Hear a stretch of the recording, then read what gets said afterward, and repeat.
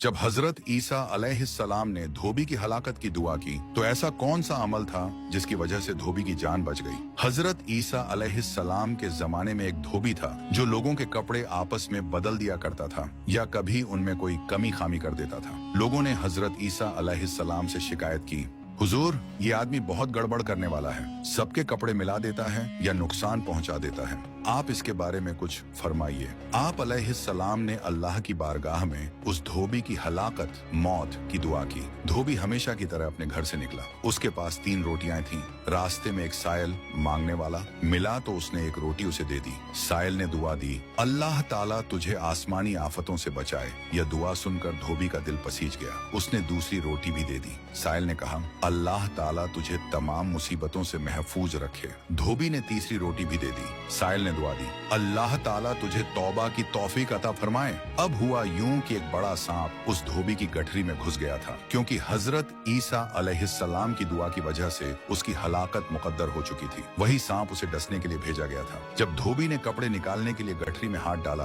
तो एक फरिश्ता आया और उस सांप के मुंह में लोहे की लगाम डाल दी। धोबी सलामत रहा और बेखबर अपने घर लौट गया। उसे कुछ पता न चला कि क्या हुआ। लोगों ने हजरत ईसा अलैहिस्सलाम से अर्ज की, रूहुल्लाह, धोबी तो बिल्कुल सलामत लौट आया है, हालांकि आपने उसकी हलाकत की दुआ की थी। आप तो अल्लाह के नबी हैं। हजरत ईसा अलैहिस्सलाम ने उसे बुलाया और पूछा, बताओ, आज तुमने कोई नेक काम किया? धोबी ने कहा, मेरे पास 3 रोटियां थीं, मैंने तीनों अल्लाह की राह में सदका कर दी। वह फकीर दुआएं देता रहा, हाथ उठाकर, झोली फैलाकर।